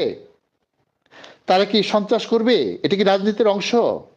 তো যে সন্ত্রাস করে তার কি সেটার বিচার হওয়া উচিত না? যে চাঁদাবাজি করেছে সেটা যদি আইন ভঙ্গ হয় সেটার বিচার করা উচিত না? তাহলে আমি একজন চাঁদাবাজ হিসেবে তোমার রাজনীতি করার অধিকার থাকার কথা না সেই হিসাবে, কারণ আমার জেলে থাকার কথা। জেল থেকে বের হয়ে আমি রাজনীতি করব। আমি একজন সন্ত্রাসী হিসেবে আমার জেলে থাকার কথা। আমি একজন হত্যাকারী হিসেবে আমার জেলে থাকার কথা, অথবা আমার ফাঁসির মঞ্চে যাওয়ার কথা। আমার তো জনগণের কাছে ভোট চাওয়ার সুযোগই থাকার কথা না। তাহলে আমাদের রাজনীতি কি সঠিক পথে আছে? এখন বিএনপির যারা রাজনীতি করছে তারা তো একটা এলাকাকে এখন আবার বর্গা নিয়েছে, তাদের বাইরে থানায় গিয়ে কোনো বিচার পাওয়া যাচ্ছে না। আপনি থানায় যাবেন, বিএনপির অসংখ্য নেতাকর্মী দেখবেন সেখানে একজনের পর একজন যাচ্ছে এবং পুলিশের উপর নানান ধরনের প্রভাব বিস্তার করছে, এবং তারা পুলিশকে যে নির্দেশ দিচ্ছে পুলিশ সেটা পালন করে নিজেদেরকে ধন্য মনে করছে। এটা তো কোনো রাষ্ট্র না, সেটা তো জনগণের কোনো অধিকার নেই। এই দেশটা হচ্ছে বিএনপি আওয়ামী লীগের কাছে বর্গা দেওয়া হয়েছে। যারা রাজনীতি করে তারা হচ্ছে দেশের রাজা, আর আমরা যারা রাজনীতি করি না আমরা হচ্ছে দেশের প্রজা। রাজা যেভাবে চালাবেন আমাদের সেভাবেই চলতে হবে। সুতরাং এই একমুখী নির্বাচন কোনোটাই গ্রহণযোগ্য না। এখানে আওয়ামী লীগকে বাদ দিয়েও যেমন নির্বাচন করা উচিত না, বিএনপিকে বাদ দিয়েও নির্বাচন করা উচিত না। কিন্তু এই মুহূর্তে আওয়ামী লীগ নির্বাচন করার মতো অবস্থায় আছে কিনা, যদি তাদেরকে নির্বাচন করার সুযোগ দেওয়া হয়, তারা কি দেশে বিশৃঙ্খলা সৃষ্টি করবে না নির্বাচন করবে? এই বিষয়টি কিন্তু আমাদের বিবেককে প্রশ্ন করতে হবে। আমার দলীয় পরিচয় কেন, আমার বিবেককে প্রশ্ন করতে হবে। তারা কি সত্যিকার অর্থে নির্বাচন করার মতো অবস্থায় আছে? সে নির্বাচন করবে যেসব নেতারা, তারা কি এলাকায় আছে? নির্বাচন বন্ধ হয়ে গেলে কি তারা এলাকায় ফিরতে পারবে? সেই পরিস্থিতি কি আমাদের আছে? তো এই দিক থেকে মূলত আওয়ামী লীগকে একটি সুবিধা করে দেওয়া হচ্ছে বলে আমি মনে করি। ধন্যবাদ। নির্বাচনের তফসিল ঘোষণা হয়ে গিয়েছে, নির্বাচনের মনোনয়ন পত্র জমা দেওয়ার শেষ তারিখ পার হয়ে গিয়েছে, এখন শুধু নির্বাচনটাই বাকি। এই মুহূর্তে নির্বাচনে আওয়ামী লীগের আসার তো আর কোনো সম্ভাবনা নাই, সুতরাং এই নির্বাচনে আওয়ামী লীগ যে নাই এটা ধরে নেওয়াই প্রাসঙ্গিক। না, সম্ভাবনা থাকবে না কেন? 111-এর যে সরকার এসেছিল তারা তো নির্বাচনের তফসিল ঘোষণা করার পরই সে সরকার এসেছিল না? যে তফসিল ঘোষণা হয়েছিল সেই তফসিল অনুযায়ী নির্বাচন হয়েছিল, এখনো সেটা হতে পারে। কিন্তু যদি সেই পরিস্থিতি সৃষ্টি করা হয়, আওয়ামী লীগের যে নেতাটা পুলিশের প্রোটেকশন নিয়ে এলাকায় চাঁদাবাজি করেছে, মানুষের ঘরবাড়ি দখল করেছে, সে কি এলাকায় গিয়ে এখন পুলিশের প্রোটেকশন ছাড়া টিকে থাকতে পারবে? যদি না পারে তাহলে সেই পরিবারটা কতটা বিপর্যয়ের মধ্যে পড়বে আপনি সেটা চিন্তা করুন। এখন তো পালিয়ে আছে, নিরাপদে আছে, আল্লাহ বাঁচিয়েছে। এটা এক ধরনের রহমত, কিন্তু এই পালিয়ে থাকাটা এক ধরনের রহমত। কারণ তারা তো যা করেছে পুলিশের প্রোটেকশনে করেছে। আপনার 2024 সালের জুলাইয়ের ঘটনাগুলো তো আমরা সরাসরি চোখে দেখেছি।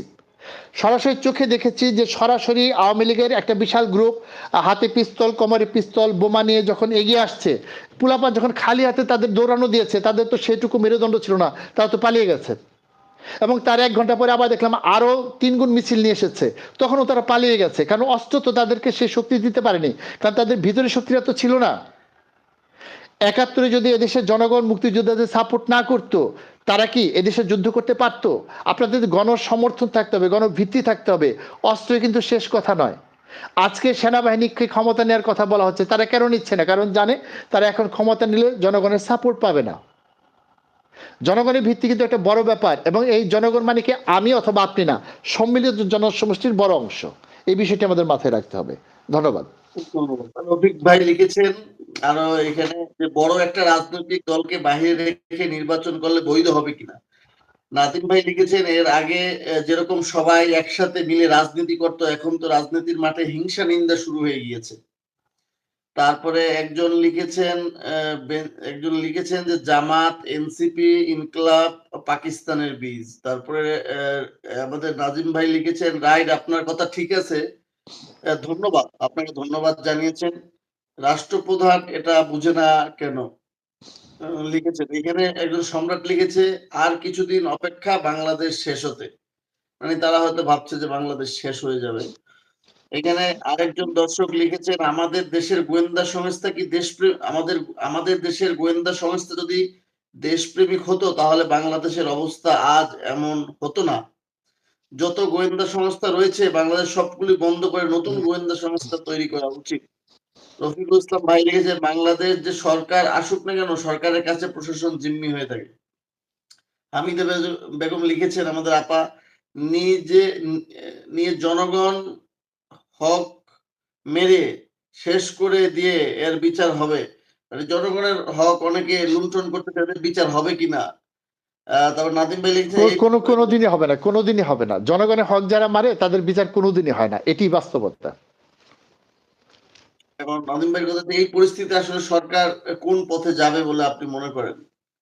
আচ্ছা, আপনি যে প্রশ্নগুলো করেছেন এখানে আসলে অধিকাংশ ছিল মতামত। আমরা সেই মতামতের প্রতি শ্রদ্ধা প্রদর্শন করছি। দুটো প্রশ্ন ছিল যে আওয়ামী লীগকে ছাড়া নির্বাচন বৈধ হবে কিনা। নির্বাচনের বৈধতার প্রশ্নে আওয়ামী লীগ বা বিএনপি আসলো কিনা সেটি কিন্তু বৈধতাকে ক্ষতিগ্রস্ত করে না। এটি কিন্তু আমরা আওয়ামী লীগের সময় দেখেছি। বিএনপিকে নানানভাবে নির্বাচনের বাইরে রাখা হয়েছে কিংবা আনা হয়েছে, তাতে কিন্তু বৈধতার সংকট তৈরি হয়নি। এখন নৈতিকতার প্রশ্ন, এবং নৈতিক দিক থেকে এখন আমরা তো মনেই করি না যে নির্বাচনের সুষ্ঠু কোনো পরিবেশ দেশে আছে। কারণ আমি বিশ্বাস করি না আমার ভোটটা এখন আমি সুষ্ঠুভাবে দিতে পারবো। আমার ভোট বাক্স যে ছিনতাই হবে না তার কিন্তু কোনো নিশ্চয়তা নেই। অর্থাৎ আমাদের কাঠামোগত কোনো পরিবর্তনই হয়নি।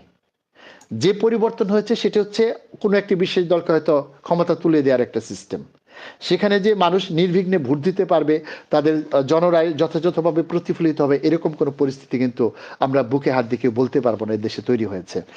আরেকটা প্রশ্ন করা হয়েছিল যে এই সরকার এখন কোথায় যাবে। এই সরকার তো আসলে একদিক থেকে গুল্লায় যাবে, কারণ তারা এখন কোনোভাবে কোনো একটা দলের কাছে ক্ষমতা হস্তান্তর করে পালিয়ে যেতে পারলে বাঁচে, তাদের উদ্দেশ্য হচ্ছে সেটাই। তাহলে এই পরিস্থিতিতে কেউ নির্বাচন করে যেখানে আইন শৃঙ্খলা রক্ষাকারী বাহিনী স্থানীয় সমস্যাগুলোকে নিয়ন্ত্রণ করতে পারছে পারছে না, সেখানে নির্বাচনের মতো একটি বিষয়কে তারা কিভাবে নিয়ন্ত্রণ করবে? কোনোভাবেই সম্ভব না। আপনি থানায় যান, প্রতিটি থানায় গিয়ে দেখেন এখন বিএনপির কি ধরনের প্রভাব সেখানে রয়েছে। তো এই ধরনের প্রভাব নিয়ে বিএনপির পক্ষাবলম্বন ছাড়া কোনো প্রশাসন কি নির্বাচন করতে পারবে? যদি তাই হয় তাহলে আওয়ামী লীগের সময় কি সমস্যা হয়েছিল? একই তো। আবার আমরা শুনেছি জামাতের এক নেতাকে, তিনি বলছেন যে জামাতের কথা মতো প্রশাসন উঠবে বসবে। যদি তাই হয় তাহলে নির্বাচনে কি দরকার? জামাত দেশ দখল করে নিয়ে যাক। কারণ নির্বাচনের আগে যদি তাদের কথা প্রশাসন উঠবস করে, তো নির্বাচন পর তো তারাই জিতবে, তারাই সরকার গঠন করবে। তখন তো তারা আমাদেরকে ইচ্ছে করলে ঘরের ভিতরে বন্দি করে রাখবে, ইচ্ছা করলে এই পোশাক পরতে দিবে, ইচ্ছা করলে বলবে তুমি গান গাও। তাহলে তো আমরা যারা একটু গান করি আমাদেরকে তো দেশ ছাড়া করবে সবার আগে, তাই না? তাহলে এটা তো আসলে গণতন্ত্র না, এটি সুস্থ কোনো দেশও না। তো আমাদের দুর্ভাগ্য যে আমরা এই পরিস্থিতির মধ্য দিয়ে আসছিলাম। মাঝখানে আমাদের একটি হঠাৎ আলোর ঝলকানির মতো একটি সম্ভাবনা উকি দিয়েছিল, এবং সম্মিলিত দুষ্টচক্র সেই সম্ভাবনাকে মাটিচাপা দিয়ে দিয়েছে। এখন আর আমাদের কোনো সম্ভাবনা নেই। দেশ ওই যে অদ্ভুত উটের পিঠে চলেছে স্বদেশ, সেভাবেই যাবে। কিন্তু দেশ শেষ হবে না, দেশ ধ্বংস হবে না, দেশ এইভাবে এগিয়ে যাবে। কারণ এই দেশকে চুষে চুষে শুষে শুষে যারা মোটা হচ্ছে, তারা তো তাদের স্বার্থে দেশকে টিকিয়ে রাখবে। ধন্যবাদ। ধন্যবাদ। আমরা অনুষ্ঠানের একদম শেষ পর্যায়ে, বুলবুল ভাই, আপনি আমাদের দর্শকদের উদ্দেশ্যে আপনি কিছু বলতে চান কিনা?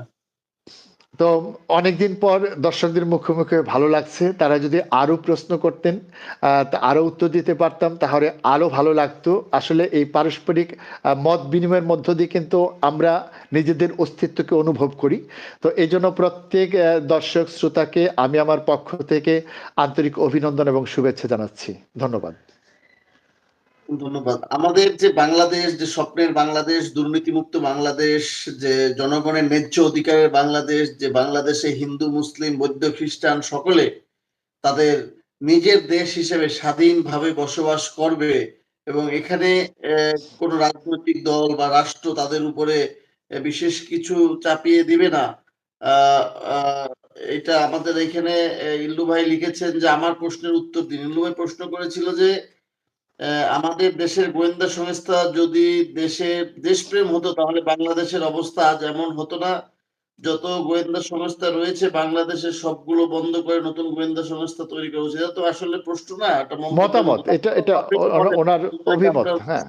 অপেক্ষা এবং করছি। এটা একটি যথার্থ অভিমত, কিন্তু খুব ভালো একটা অভিমত। কারণ পৃথিবীর সব দেশের গোয়েন্দা সংস্থা কিন্তু দেশের স্বার্থে কাজ করে, আর আমাদের দেশের গোয়েন্দা সংস্থা আমাদের দেশের স্বার্থের বিপক্ষে কাজ করে এবং অপরাধীদের পক্ষে কাজ করে। এই দিক থেকে তিনি একটি যথার্থ মতামত ব্যক্ত করেছেন। ধন্যবাদ। আহ বুলবুল ভাই, আসলে বাংলাদেশের প্রকৃত কল্যাণ রাষ্ট্র তখনই হবে যখন বাংলাদেশ একটি দুর্নীতিমুক্ত রাষ্ট্র হবে। বাংলাদেশের যেটা জনগণ তাদের কোনোদিনই হবে না আসলে, আর কি, হ্যাঁ, যেটা কোনোদিনই হবে না। ন্যায্য অধিকার ফিরে পাবে। সেই রকম নেতৃত্ব, যোগ্য নেতৃত্বের কোনো সম্ভাবনা বাংলাদেশে দেখেন কিনা? আপনার সেই বক্তব্য নিয়ে অনুষ্ঠান রীতি টানবো, যে অদূর ভবিষ্যতে হলেও সেরকম কোনো নেতৃত্বের কোনো স্বপ্ন বা ছায়া বা কোনো বাতাস আপনি অনুভব করছেন কিনা? আচ্ছা, আমি দেখছি না, কারণ সেরকম নেতৃত্ব আসার সম্ভাবনা একেবারেই নেই। কারণ আপনি দেখেন যে আমাদের বাংলাদেশ, ভারত, পাকিস্তান এদেশের যে রাষ্ট্রীয় স্ট্রাকচার, সেই স্ট্রাকচারের মধ্যে আপনি যে নেতৃত্ব নিয়ে আসেন না কেন, সেই নেতৃত্ব তিনি যদি সৎ, দক্ষ, যোগ্য হন, তিনি কিন্তু স্ট্রাকচারের সাথে একীভূত হয়ে যাবেন। এবং আমাদের এই ৩ দেশ থেকে বা আমাদের পার্শ্ববর্তী রাষ্ট্রগুলো থেকে এই দুর্নীতি, অব্যবস্থাপনা কোনোদিনই দূর হবে না। সেখানে নেতৃত্ব দিয়ে কোনো লাভ হবে না, বরং সেই নেতৃত্ব তার নেতৃত্ব নিয়ে কোণঠাসা হয়ে থাকবেন। ধন্যবাদ। এখানে হামিদা বেগম আপনার কাছে অনুরোধ করছেন, আমাদের দর্শক, যে ভাই আমার যে দ্রব্যমূল্যের যে ঊর্ধ্বগতি, হ্যাঁ, সেটা হ্যাঁ, কমানোর জন্য একটু চেষ্টা করেন। আপনার অনুরোধ করছে যে আপনি এটা নিয়ে কিছু বলেন জাতির কাছে, সরকারের কাছে। আসলে এই দ্রব্যমূল্য নিয়ন্ত্রণ করার জন্য আমাদের কিন্তু এখন একটা সুযোগ ছিল। আমরা যদি সবাই মিলে রাস্তায় নেমে আসতাম, যেটা আমরা করেছিলাম পানির জন্য আমরা দেখেছি 2008-09 দিকে আমরা যখন আন্দোলন করতাম, আমি দেখেছি আমার এলাকায় বাড্ডা প্রগতি সৈন্যের দিকে আন্দোলন করতে গেলে, ওই যে হাড়ি মিছিল করতে গেলে সব ধরে ধরে পিটিয়ে এমন অবস্থা করেছিল, তারপর থেকে কেউ আর কিন্তু রাস্তায় নামে নাই। তো এখন তো আমাদেরকে ওইরকম পিটানোর সুযোগ নেই, আমরা অন্ততপক্ষে মানববন্ধন করে দ্রব্যমূল্য নিয়ে আমরা প্রতিবাদ করতে পারতাম, কিন্তু আমরা সেটা না করে কি করছি, আমাদের ব্যক্তির স্বার্থে, গোষ্ঠীর স্বার্থে কিংবা বিশেষ কোনো নেপথ্যের শক্তির স্বার্থে রাস্তা ব্লক করে দিচ্ছি। এই আন্দোলন করছি, সে আন্দোলন করছি, যেটা দেশের জন্য ক্ষতিকর, মানুষের যান চলাচলের জন্য অনুপযোগী। কিন্তু আমরা যদি সম্মিলিতভাবে অনলাইনেও যদি এটার জন্য প্রতিবাদ করতাম, সরব থাকতাম, তাহলে কিন্তু সরকার এই বিষয়টি বিবেচনায় নিত। সরকার এই বিষয়টা প্রথম দিকে বিবেচনায় নিলেও এখন অন্যান্য ইস্যু এসে সরকারকে এমন ব্যতিব্যস্ত করে ফেলেছে যে এটি নিয়ে সরকারের চিন্তা ভাবনা করার সময় নেই। আপনি দেখেন কিভাবে সয়াবিন তেলের দামটা কারসাজি করে বাড়িয়ে দেওয়া হলো, সরকারকে তাদের বিরুদ্ধে কোনো ব্যবস্থা নিতে পেরেছে? এখানে তেরে মেরে ডান্ডা করে দেব ঠান্ডা, সেই রকম একজন শাসক দরকার, যে শাসক আমরা বাংলাদেশে যদি কাউকে একটু পেয়ে থাকি সেটা হচ্ছে জিয়া রহমান। দ্বিতীয় কোনো শাসককে আমরা পাইনি যিনি ওই ধরনের ভূমিকা পালন করতে পারেন। তাকে সৎ হতে হবে, সাহসী হতে হবে, দেশপ্রেমিক হতে হবে, জনদরদী হতে হবে এবং ন্যায়নিষ্ঠ নীতিনিষ্ঠ হতে হবে। সেই রকম আসবে বলে আমি কোনো সম্ভাবনা দেখছি না। ধন্যবাদ। এইখানে আপনার কাছে লাস্ট প্রশ্ন, আমাদের ইল্লু ভাই লিখেছেন, আপনি কি মনে করেন নতুন দেশপ্রেমিক গোয়েন্দা সংস্থা তৈরি করা উচিত? আর নাদিম ভাই আপনার সাথে সহমত পোষণ করেছেন যে তাইলে তো নির্বাচনের দরকার কি, যদুমধু নির্বাচন না দিয়া। আর হামিদা বেগম লিখেছেন, আমি দুই ভাইকে আমি সালাম দিলাম, আসসালামু আলাইকুম। আমাদের দুই ভাইকে উনি সালাম দিচ্ছেন, আমাদের বোন। ওয়ালাইকুম আসসালাম। আর আমাদের আসলে হ্যাঁ, ভাই ওই নতুন করে গোয়েন্দা সংস্থা তৈরি করা যায় কিনা? আসলে নতুন করে গোয়েন্দা সংস্থা তৈরি করতে পুরনো গোয়েন্দা সংস্থাগুলি দিবে না, এটা সরকার করতে পারবে না। এটা করা উচিত, কারণ গোয়েন্দা সংস্থার কাজই তো হচ্ছে গোয়েন্দাগিরি করা, এবং সেই গোয়েন্দাগিরি রাষ্ট্রের স্বার্থে, ন্যায়ের স্বার্থে, ন্যায়ের পক্ষে। কিন্তু আমাদের গোয়েন্দা সংস্থাগুলো কি করে, আপনি যদি মাঠ পর্যায়ে ডিবির কার্যক্রম দেখেন, দেখবেন কোথায় কে একটু অপরাধ করেছে তাকে ধরে এনে তার কাছে কিছু টাকা টোকা রেখে ছেড়ে দেয়া, অথবা একটা হালকা মামলা দেয়। এটা হচ্ছে তাদের ইনকামের সোর্স। তারা তো আসলে গোয়েন্দাগিরি করে না, তারা বিভিন্ন সোর্স থেকে তথ্য নিয়ে সেটাকে নিজেদের রোজগারের একটা ওয়ে বানিয়ে নিয়েছে। এবং আপনি সামরিক গোয়েন্দা সংস্থার কথা দেখেন না, যে যেটা অনেকেই বলেন যে বাংলাদেশের একমাত্র দেশ যে দেশের সামরিক গোয়েন্দা সংস্থা তার দেশের বিরুদ্ধে কাজ করে, আর পৃথিবীর সব দেশের সামরিক গোয়েন্দা সংস্থা তার দেশের স্বার্থে কাজ করে।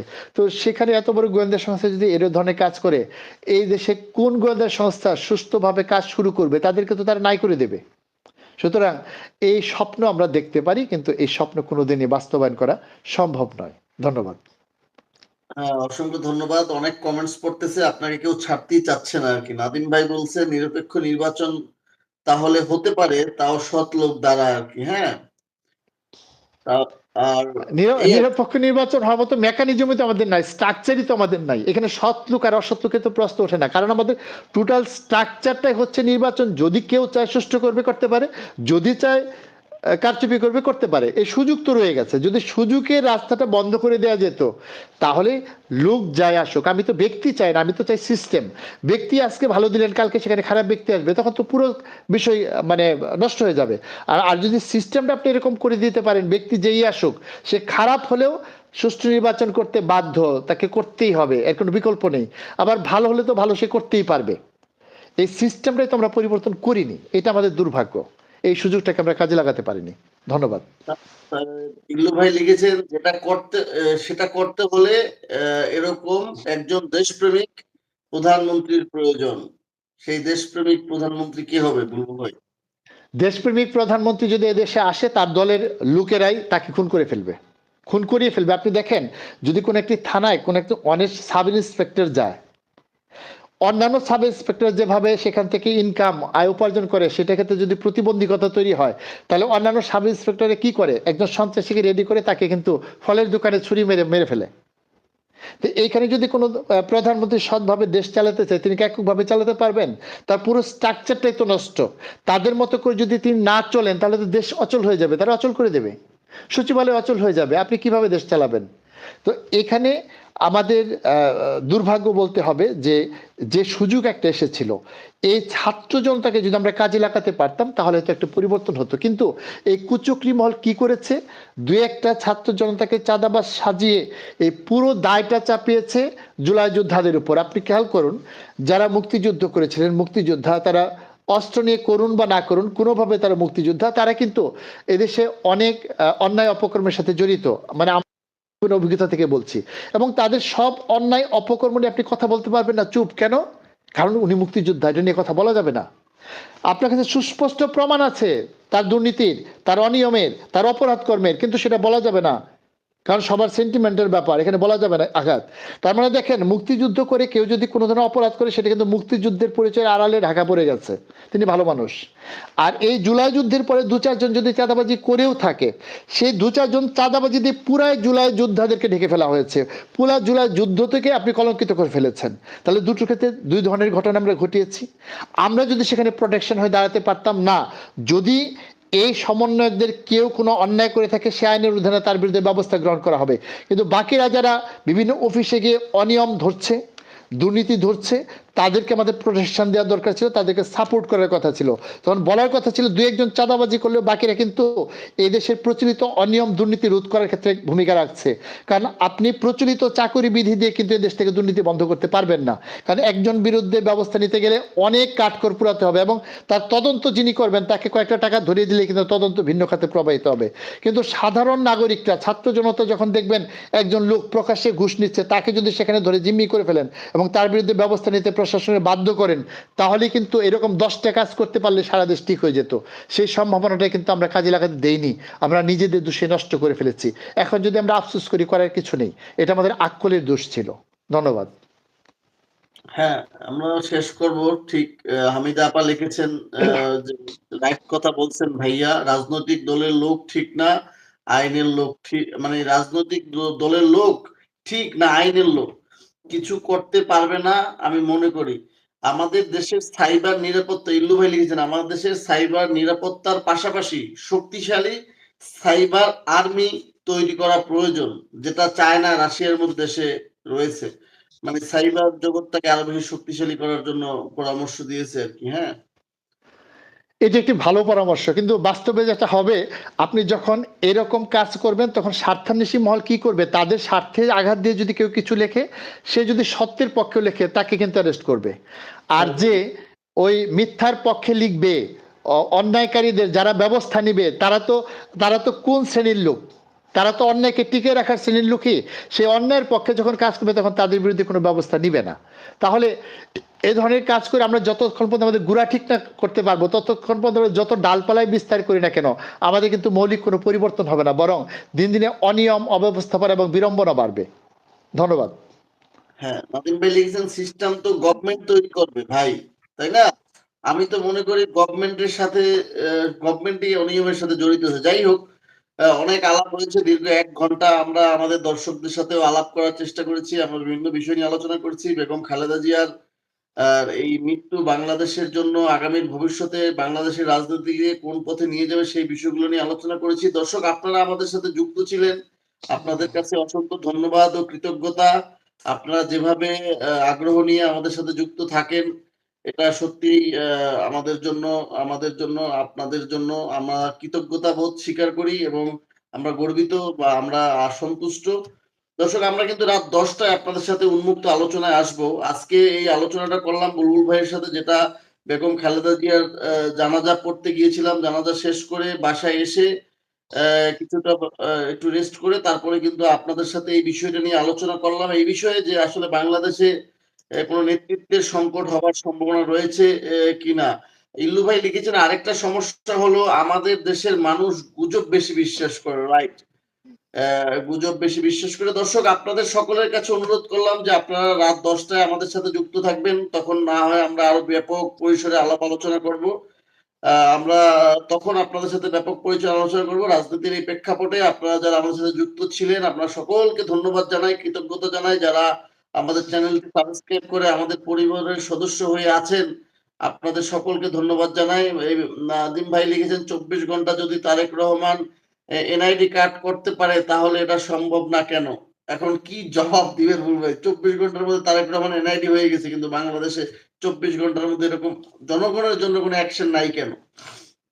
ধন্যবাদ। আমি যদি এই বিষয় নিয়ে কথা বলি তাহলে কিন্তু কথাটা একটু বড় হয়ে যাবে। এখন আসলে আপনি অ্যালাউ করবেন কিনা বুঝতে পারছি না। না, আপনি বলেন, বলেন। যেহেতু দর্শক চাইতেছে, আপনি বলেন ভাই। আচ্ছা, এই বাস্তবতাটা যদি আমরা বুঝি যে তারেক রহমান দুর্নীতিবাজ, তাই না? আপনারা খেয়াল করুন, তারেক রহমান যে কুকু জাহাজ কিনেছিল সেটা কি তার মা প্রধানমন্ত্রী হওয়ার পরে না আগে? নিশ্চয়ই পরে নয়, আগে, এরশাদের সময়। যে সময় তার মা সবচেয়ে বেশি নির্যাতিত ছিলেন। তাহলে তিনি সেই সময় দুর্নীতি করেছেন, এটা কি আসলে বিশ্বাসযোগ্য? বরং আমরা মনে করি দুর্নীতির বিপক্ষে অবস্থান ছিল তারেক রহমানের, আমরা ছিলাম দুর্নীতির পক্ষে। কেন? আমরা যদি একটা বিদ্যুৎ লাইন নামাতে যাই, আমাদের কিন্তু ঘুষ দিয়ে বিদ্যুৎ লাইন নামাতে হবে। আমরা যদি একটি লাইসেন্স করতে যাই, আমরা কিন্তু লাইসেন্স করার জন্য ঘুষ দিয়ে লাইসেন্স করতে হবে। আমরা যদি একটি পারমিট চাই, তাহলে সেই জন্য ঘুষ দিয়ে পারমিট করতে হবে। তো জিয়া রহমানের ছেলে তারেক রহমান যদি এরশাদের সময়ে কারো কাছ থেকে মানে এরকম কোনো ব্যাংক লোন নিতে যায়, তাকে কি ঘুষ দিতে হয়েছে? নিশ্চয়ই হয়নি। তাকে কি কোনো লাইসেন্সের জন্য ঘুষ দিতে হয়েছে? হয়নি। তাকে কোনো কিছু কেনার জন্য কেউ কি চাঁদাবাজরা আটকিয়েছে? আটকায়নি। তিনি এইরকম রাষ্ট্রীয় সুবিধা, অর্থাৎ একজন নাগরিকের যে সত্যিকারের সুবিধা, যেটা আমার আপনার সবারই পাওয়া উচিত, তিনি কিন্তু সেই সুবিধাটা নিয়ে কিন্তু তখন আপনি দেখেন ১,০০০ টাকার শুকনা মরিচ যদি আপনি সিজনের কিনেন, আপনি কিন্তু সিজনের একটা অফ টাইমে যে সময় এটা ক্রাইসিস থাকে, সেখানে কিন্তু ১,০০০ টাকার পণ্যটা আপনি কিন্তু ৩,০০০ টাকা বিক্রি করতে পারেন। এটা হচ্ছে বাংলাদেশ। সেখানে তিনি যদি সেরকম ঘুষ ছাড়া ব্যাংক লোন নিয়ে তিনি কোনো কারখানা স্থাপন করতে পারেন বা জাহাজ ক্রয় করতে পারেন, তাহলে সেখানে লভ্যাংশ দিয়ে তো তার পক্ষে একটা ইন্ডাস্ট্রি করা খুব কঠিন ব্যাপার না। তার হয়তো ১-২টা ইন্ডাস্ট্রি ছিল, এরকম শত শত ছিল না। অথচ সেই জন্য আমরা তাকে বানিয়ে দিলাম কি দুর্নীতির বরপুত্র। মানে তার মতো দুর্নীতিবাজ বাংলাদেশে নাই। বাংলাদেশে যত অবৈধ ভবন আছে, যত অবৈধ স্থাপনা আছে, যত ঘুষ দুর্নীতির টাকার কলকারখানা আছে, সবকিছুর মালিক হচ্ছে তারেক রহমান। এবং তার পিছনে আমরা নাচলাম, যেমন ইল্লু ভাই যেটা বলেছেন, আমরা গুজবের পিছনে বেশি নাচছি, কারণ ওটাতে বেশি আকর্ষণ বলেই সেটা নিয়ে খুব চালাচালি করি। সত্য তথ্য নিয়ে কিন্তু আমরা চালাচালি করি না। এই তারেক রহমানের হাওয়া ভবনে যখন ভাঙা হলো, তখন সেখান থেকে 3টা হার্ড ডিস্ক উদ্ধার করা হলো এবং 22টা সিডি উদ্ধার করা হলো। বিএনপির কোনো নেতাকর্মীকে বলতে শুনেছেন এই কথাগুলো কোনোদিন? তারাও বিশ্বাস করে তারেক রহমান বিশাল বড় দুর্নীতিবাজ। তা মানুষের গোপন সব তথ্য থাকে কিন্তু তার ডায়েরিতে, অথবা তার হার্ড ডিস্কে, অথবা তার সিডিতে, তার কম্পিউটারে। সেখানে যদি এরকম দুর্নীতির গোপন তথ্য থাকতো, সেই তথ্য দিয়ে কিন্তু তারেক রহমানের বিরুদ্ধে 101টা মামলা করা সম্ভব ছিল। কিন্তু যৌথ বাহিনী যখন সেগুলো সিজ করে দেখলো সেখানে মামলা করার মতো কোনো উপাদান নেই, অথচ তার আগে তার হাড্ডিগুড্ডি ভেঙে ফেলা হয়েছে, তখন কিন্তু তারা একটা ফাঁদে পড়লো। এবং সেই ফাঁদে পড়ার কারণেই কিন্তু শেষ পর্যন্ত তারা আওয়ামী লীগের হাতে ক্ষমতাটা তুলে দিল। তাহলে আমরা যে বলি তারেক রহমান এই সুবিধা পেয়েছে, এই সুবিধা প্রত্যেকটি নাগরিকেরই পাওয়া উচিত এবং পেত, যদি আমাদের দেশে সুশাসন থাকতো, যদি দুর্নীতি না থাকতো। আপনি কি পারবেন কোন একটা লাইসেন্স করতে গিয়ে টাকা ছাড়া, 2 নম্বরে টাকা ছাড়া লাইসেন্স করতে? আপনি যে হাসপাতালে একটা দাঁত ফেলতে যাবেন, সেখানে কি পারবেন দিনে দিনে সেই কাজটা শেষ করে আসতে? তারা কায়দা কৌশল করে আপনাকে পাঠাবে কিন্তু প্রাইভেট ক্লিনিকে। কোন জায়গায় স্বচ্ছতা আছে, কোন জায়গায় সুব্যবস্থা আছে? আপনি যদি একটি জমির খারিজ করতে যান, সেখানে আপনাকে 7 থেকে 15-20 হাজার টাকা দিতে হয়, যেটা সরকার রেট করে দিয়েছে 1100 টাকা। সরকারের নিয়মে আপনি যদি করেন, আপনি তো 1100 টাকাতে করতেই পারবেন, কিন্তু আপনাকে ঘুরতে হবে দিনের পর দিন এবং কর্মঘণ্টা নষ্ট করে সেভাবে ঘুরে কিন্তু সেই কাজটা আপনি করবেন না। যার কারণে আপনি বাধ্য হবেন সেই দুর্নীতিতে নিজেও জড়িত হওয়ার জন্য। যার কারণে তারেক রহমানের ক্ষেত্রে 3 দিনেই সেটা সম্ভব, এবং সেটা আমার ক্ষেত্রেও একদিনেই সম্ভব হওয়ার কথা ছিল। কিন্তু আমাদের এই দুর্নীতিগ্রস্ত প্রশাসন সিস্টেম সেটাকে 1 মাস, 2 মাস, 3 মাস, 4 মাসের মধ্যে নিয়ে গিয়েছে। ধন্যবাদ। ধন্যবাদ। এখানে অনেকেই কমেন্টস করেছে, যাই বলেন এদেশের গভর্নমেন্ট ইচ্ছা করলে তৈরি করতে পারে সবকিছু, কিন্তু করে না। আপনি যেটা বললেন সেটাই তিনি বললেন, এই আর গভর্নমেন্ট কি। তো অনেকগুলো মানুষের সমষ্টি, তাই না? প্রশাসনের সমষ্টি। সরকার যদি নির্দেশ দেয়, তাহলে মাঠ পর্যায়ে যারা আছে তারা সেটাকে বাস্তবায়ন করে না। এটা তো আমাদের ব্যক্তিগত অভিজ্ঞতা আছে। সরকার এমনকি ধরেন, আমি আমি একজন ম্যাজিস্ট্রেট একটা বিষয়ে ভূমি অফিসে নির্দেশ দিয়েছে, সেটাকে 7 দিন ঘুরিয়েছে কৌশল করে তার অধীনস্থ যারা, তার কর্তৃত্ব তো সেখানে নেই। গভর্নমেন্ট কি? গভর্নমেন্ট একটা সামষ্টিক ধারণা। সেখানে আপনার একজন সচিবের যদি অত টাকা লাগে, একজন তিনি যদি মাঠ পর্যায়ে একটা কাজ পাঠিয়ে দেন, সেখানে আপনাকে ঘুরাতে আপনার তো যান শেষ করে ফেলবে। তারা নানান রকম ত্রুটি ধরবে। আর যদি আপনি টাকা দেন, ঘুষ দেন, আপনার কোনো ত্রুটি নাই, কোনো কাগজপত্রের ঘাটতি নাই। তারা সজ্ঞানের স্বেচ্ছায় আপনার কাজ করে দিয়ে দিবে। তাহলে আপনি কোন পথে যাবেন? আপনি তো বোকা যদি আপনি সৎভাবে কাজ করতে যান, সমাজে আপনি বোকা হিসেবে পরিচিত হবেন এবং সেই কাজটি আপনি করতে পারবেন না, লোকজন আপনাকে নিয়ে হাসাহাসি করবে। আর যদি আপনি 2 টাকা ধরিয়ে দেন, আপনার কাজটা হয়ে যাবে, আপনাকে কেউ হাসাহাসি করবে না, আপনাকে মনে করবে আপনি যোগ্য লোক, আপনি বুদ্ধিমান লোক। তো এই অবস্থায় সরকার কি করবে? সরকার কি মাত্র ওই 8-10 জন লোককে সরকার? ধন্যবাদ। সেটাই, অসংখ্য ধন্যবাদ আমাদের সাথে যুক্ত থাকার জন্য বুলবুল ভাই। আমাদের অনেক দর্শকরা অনেক কমেন্টস করেছে, আপনি উত্তর দিয়েছেন আন্তরিকতার সাথে। অসংখ্য ধন্যবাদ। দর্শকদেরকেও ধন্যবাদ যে আপনারা আমাদের সাথে যুক্ত থেকে প্রশ্নগুলো করেছেন।